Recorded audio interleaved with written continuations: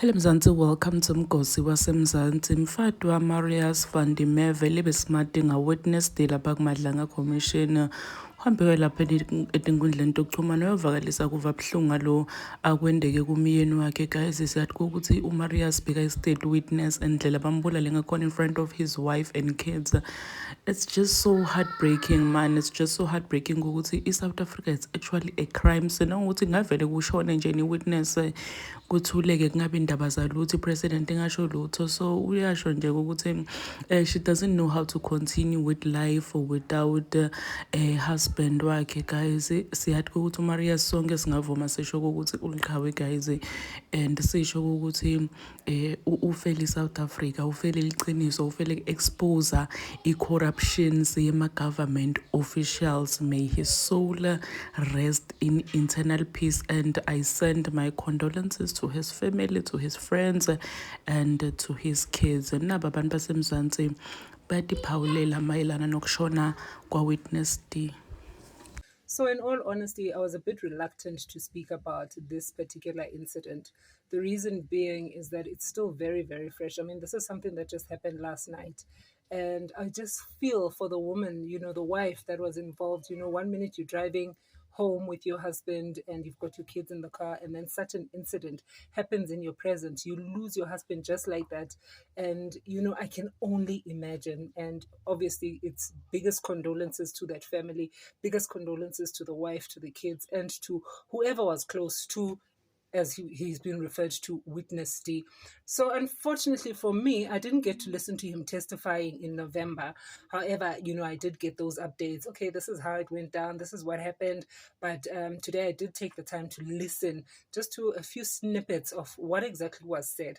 What did Witness D say that could have possibly put his life at risk? And, after listening to that, I understand that this guy, he fully qualifies to have been a main witness. If this whole thing is to go to court, if this is to become a criminal charge, this guy is more than well qualified. Excuse me, the noise outside. It's Saturday.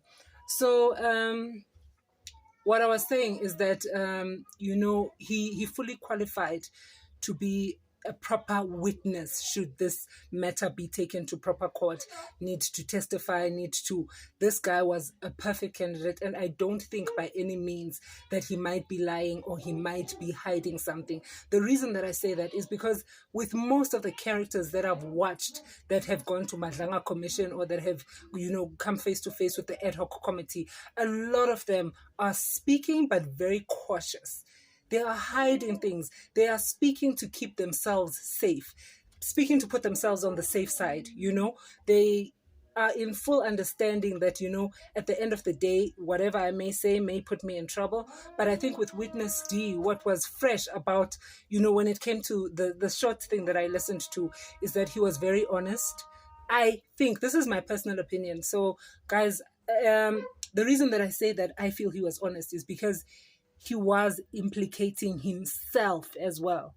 You see, he did implicate himself a lot. If people were to be arrested, people were to go to jail, he would definitely be one of those people. Unless, of course, state negotiations and all, we don't know. But he did implicate himself, that's for sure. So as much as he did that, but he also spoke, okay, this happened, and this person did this. He named the characters as was. But one other thing that I do feel is that the state was very negligent in this case. The reason that I say that is because the people that were there when this incident was happening, even if there was voice manipulation, even if there was, a couple of changes done to hide his identity, but the few people that were there on the scene, as soon as he starts telling the story, they would automatically know that, oh, okay, this is the guy who's testifying.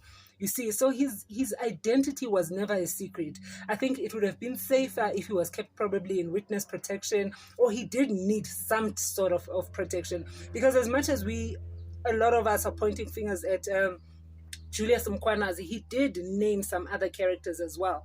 So this is not just about maybe Witness D versus Julius Mkhwanazi. There are some other characters that he did name as well. And there are some other characters that I think were a bit deeper in trouble or deeper in the deed than Umkhwanazi was, as far as listening to the statement that he gave.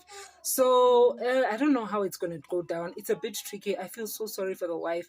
I keep going back to that because I can only imagine. But I think this guy did speak his truth, and I wish he could just, if things could have worked out differently. If the commission, the state, if I may say, would have put some measures to put better protection. Because if you're going to say, okay, we are hiding the witness's identity, and all you do is just not show him in camera, I don't think that's enough. And this particular case has shown that that is not enough. Now, guys, if I go on, I'm going to go on and on and on it. I don't want to do that. So just my condolences to the family once again, and not only mine, but a lot of people, because I'm seeing from the previous videos that I had done about Julius Mkhwanazi, a lot of people are now pointing fingers. Listen, do you see what happened? Do you see? So I know my condolences are not only coming from me, but a majority of South Africans. And yeah, I think let me leave it there for now. So a key witness of the Madlanga Commission has just been unalived. Do you guys see how serious this is? These are people who are putting their lives on the line. They're putting their lives at risk to fight corruption that affects you and I. And you want to tell me about how hot Kat Matala is? I want you guys to come to the front. All the ladies who are lusting over Kat Matala. And now, from what I'm seeing, we have some dudes, we have some bros praising Matala for dressing dapper, bamita hortmane, baradamanegimpia game, he's innocent, so on and so forth. Bro, do you guys see that these are people who are putting their lives on the line? We sit here and we complain about corruption every day. And then when we have people who put their lives on the line to fight corruption, we make jokes, we take it lightly. We end up romanticizing the very same people who are causing the corruption we complain about every day. This is so wrong, bro. And this is so sad that it's come to this now. And shame on you guys, romanticizing and glorifying these thugs. Hayi bafethu, hayi kubi eNingizimu Afrika, kubi akuphephiwe bafethu. Ama-witness ethu awaphephile eNingizimu Afrika, nathi asiphephile eNingizimu Afrika bafethu. Kubi isimo simbi. Masibheka nje laphana kuMadlanga Commission engathi izinto ayihambi kahle bafethu. Kuno-witness D obekhona laphana kuMadlanga Commission bafethu. Witness D kwakuthiwa witness D because kwafihlwa i-identity yakhe ukuthi angaziwa because of ilentuza i-sensitive evidence ayezoyipresenta laphana kuMadlanga Commission. Lokho kumayelana necase eyenzeka ngomhla ka-14 April 2022 whereby he got a call from a member of a private security company ukuthi ucela ukuthi azomlekelela kwenye isini ebiyenzeka laphana eBrakpan. So waqale wanqaba ke ukuya lapho egcineni ugcine eseyile laphana ngoba phela wayebekele ke izathu zakhe zokuthi engakwazi ukuthi azo-assista, but-ke eventually wahamba yo-assista lapho. Uma efika laphana kwisini wafica ukuthi khona SAPS ilentuza khona Ekurhuleni Metro Police Department, MPD, khona wena flying squad laphana. So wakwazi ke ukuthi abonane nabo ke lapho. So emva kwalokho he asked one of our guys, even though I may not remember ukuthi wayekiphi i-unit, angizokusho okuningi bafethu, but ngifuna nje ukuthi sigxile la ekuthenini what was the story about witness D.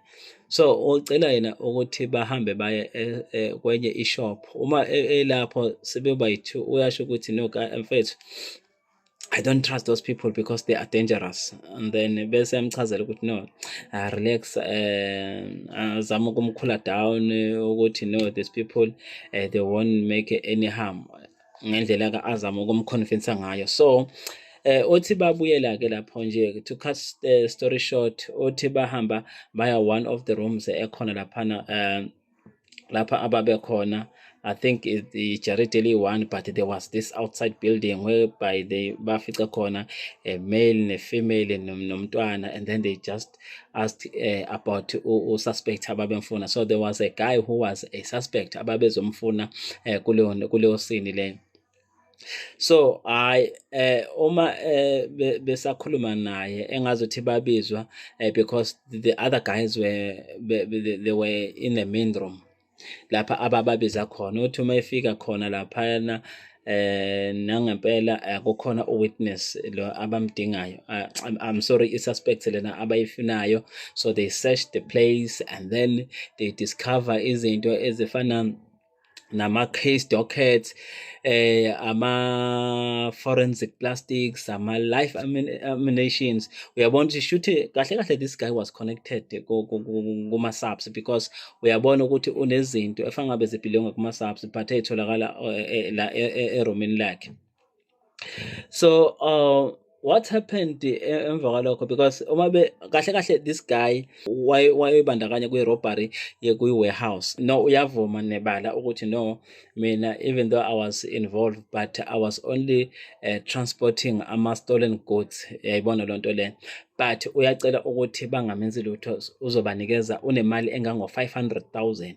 Yilapho kwaqala khona-ke ukuthi izinto zishintshe uma sebale leli gama lika-500,000 whereby ama-subs awu-2 uthi ayithatha le suspect lena bayifaka kuphi, bayifaka one of the rooms bavala lapho. So bona-ke baqhubeka bayasesha. Uma ethi uyangena kule ndlu lena akhona khona le suspect le, they were torturing the suspect, bemfaka uplastic ekhanda benzela ukuthi angaphefumuli, othi wazi waquleka ususpect ngendlela abeka ngayo. So emva kwalokho-ke uthi waphuma, I think he went outside waba kuma-steps laphana. Uthi uma ebuya there was this one lady who was on the call. I think he was from EMPD. Uthi wadropha i-call and then emva kwalokho wayesebatshela ukuthi bonke abaphumele ngaphandle. So uma sebephume ngaphandle and he was curious about the suspect ukuthi ayi suspect ngabe isazokhuluma yini. So because there is this information suspect vele eyayifuna ukuthi ikhulume, yabona, sabuze i-suspect ukuthi isazokhuluma. So uma bemphendula bathi no, the suspect will never talk anymore, okusho ukuthi the suspect is no more, uyibona loo nto leyo. So naye-ke waba puzzled ukuthi how come. And then they said chief is going to sort this thing out, because basamangela ukuthi how are they going to sort this thing out now. So kwathiwa no, chief uzoyisort out. Manje he didn't know ukuthi who is this chief they are talking about, but only to find out ukuthi chief that they were waiting for, in fact wafika kwiscene bekuyile nsizwa lena esiyaziyo-ke yakamkhwanaso, uJulius Mkhwanaso, yena-ke uchief lona okukhulunywa ngaye, uyabona loo nto leyo. So bakwazi ukuthi bahlanganise amakhanda, kwase kuthiwa no, yazi ukuthina senze njani, lesi sidumbu lesi kufanele sithathwe sihambe siyodampwa laphana elentuzeni, siyodampwa kwi-mineshaft okanye sifakwe edamini, uyayibona loo nto leyo. And ngesikhathi ekhuluma leyo nto leyo and babheke yena witness D. And then bese kuthiwa hayi no, akafake imoto yakhe laphana and then kuthathwa isidumbu sifakwe emotweni. Angizokhuluma into details guys.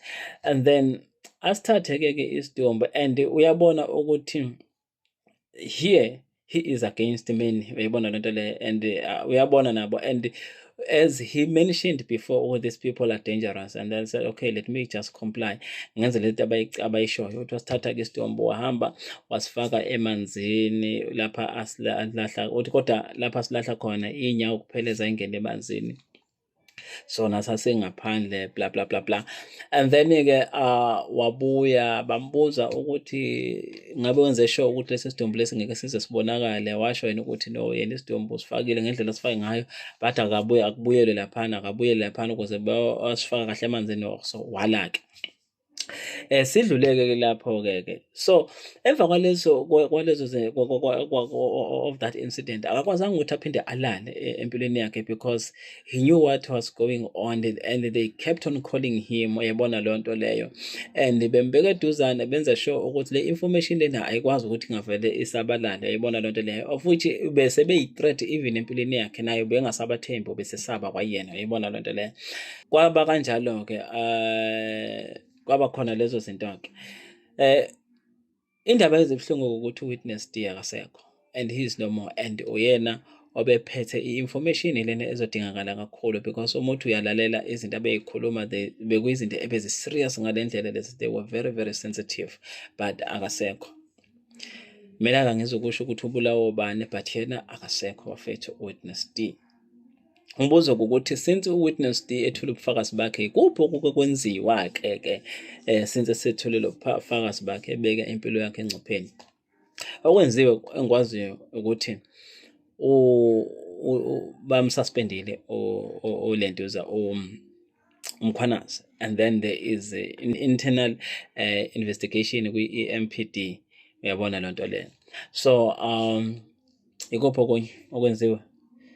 Akukho okusenziwe okutheni, but-ke asazi ukuthi kwenzakalani njengamanje, but whatever that can be happening, umbuzo omkhulu ukuthi do you know ukuthi if i-witness ayisekho okuyona evumbulule lezo zinto, because besanethemba lokuthi uWitness D usazobuya futhi, uyayibona loo nto leyo. Now even ngabe kuthiwa kuvula ama-charges, there are no charges that are opened since uWitness D ethule ubufakazi bakhe. No prosecution, nothing. Uyayibona loo nto leyo. Okusho ukuthi even if ngabe kuthiwa kuyenzeka lokho, but i-witness asenayo. Uyayibona loo nto leyo, our main key witness ayisekho. So uthini-ke ngenhlalo yaseMzansi as a South African, njengawe nje njengom-South Africa, ingabe lezi zinto lezi ubugebengu uma bungaka, oba phela ubugebengu manje bonakala ngazuthi bufuna ukucontrola, bufuna ukuba ngaphezulu, bukwazi ukuthi bucontrole kahle yonke lento eyenzakalayo neMadlanga Commission, futhi enye indlela abafuna ukuthi bacontrole ngayo lento lena ukuthi ingenzeki njengoba thina singama South African silindile. Uthina kumbona?